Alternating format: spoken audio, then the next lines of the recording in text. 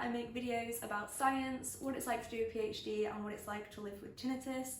If that's your kind of thing, then please consider subscribing. It'd really help me out.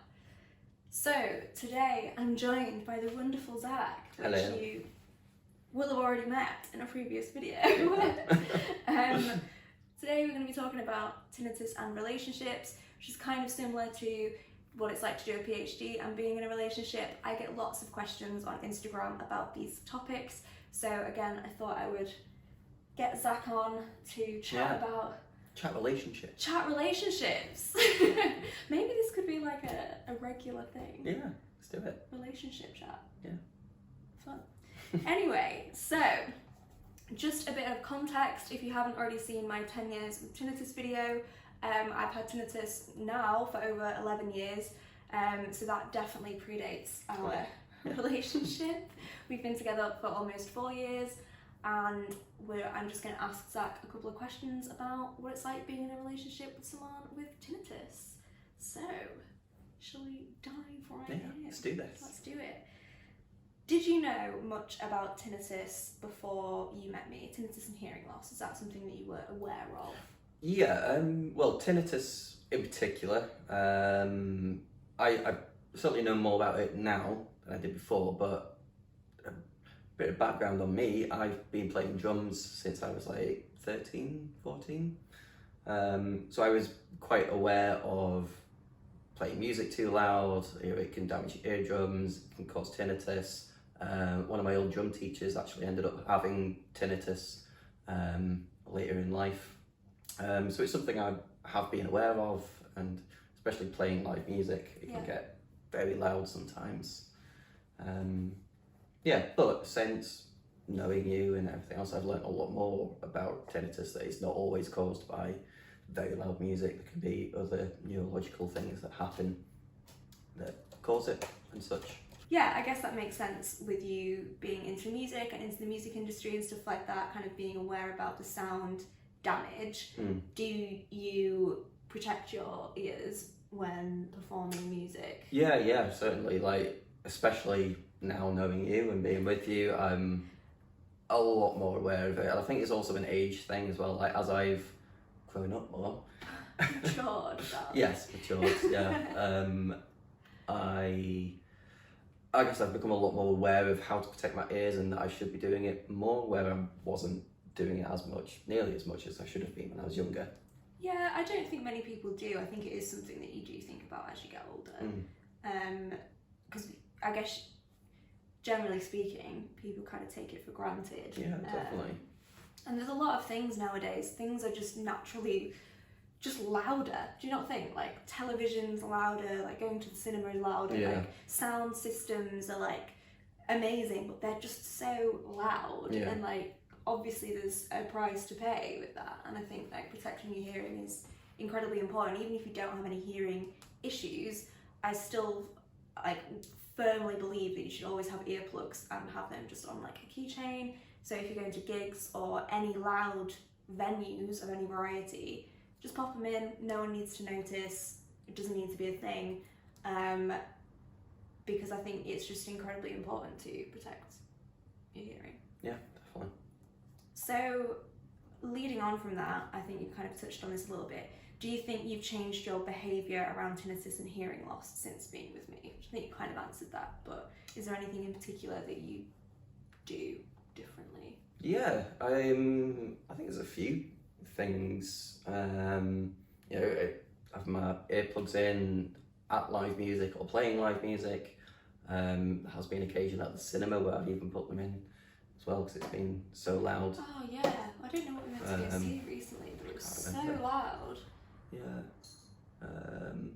Yeah, there's a few things, and there's even my own personal habits. I've been more aware of turning subtitles on the telly every time, making sure I'm not mumbling when I'm talking to you, or being on your better hearing side, even though at the minute we're on the wrong side.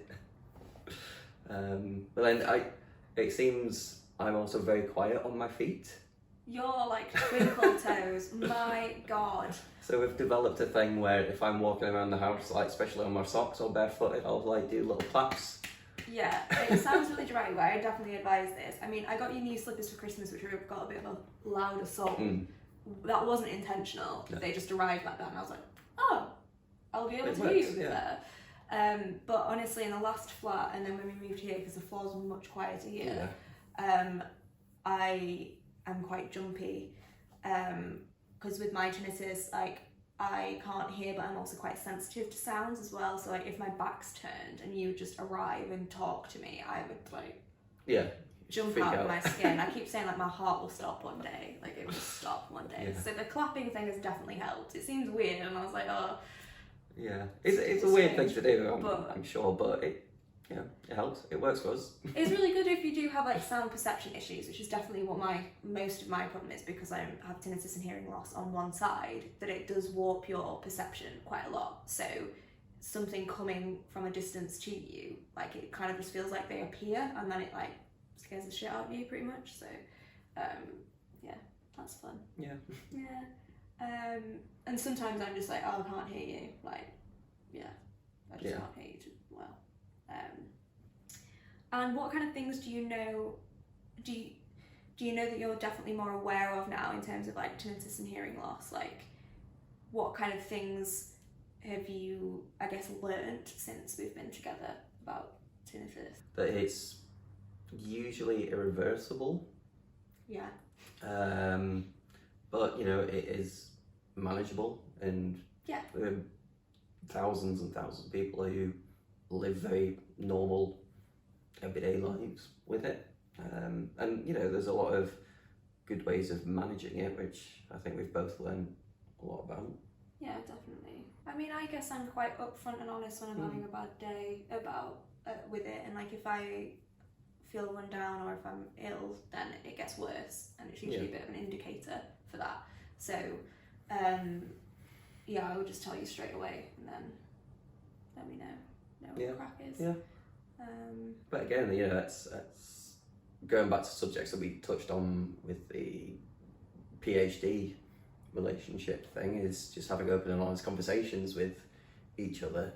When you say, my tinnitus is feeling really bad, be like, okay, cool, what can I do to help with this? Even if it's just a cup of tea. Yeah, a cup of tea is the best. Yeah. I feel like a cup of tea kills all. Not literally, but figuratively. Again, just having conversations about it in terms of, the relationship. Yeah, I know something that I've said to you as well.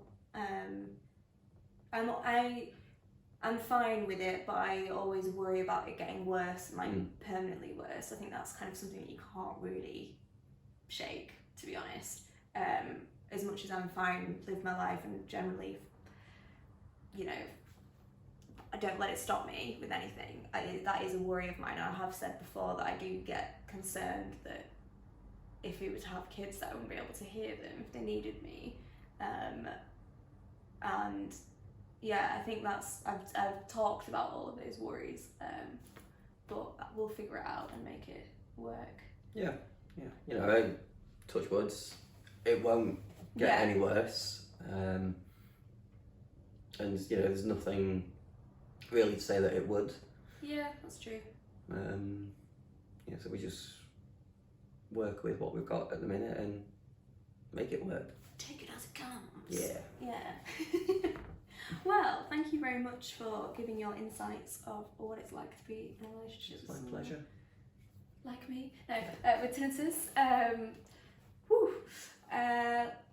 I don't think there's anything more to add on that. If you have any questions about tinnitus, then please feel free to comment. If you're in a relationship and you have tinnitus, or your partner has tinnitus, let us know how that is. Like, we'd love to hear other people's insights. Obviously, everyone's experience is very different. I can only talk about my own, and I know that some people do struggle more than others, so that will affect certain aspects of your life, especially relationships. So if you do need support, there are a lot of support out there. There's the British Tinnitus Association and RNID as well, in terms of having hotlines if you do need support. So I will leave all the information in the bio, in the description. Thank you for watching. Make sure to subscribe, and we'll see you next time. Bye.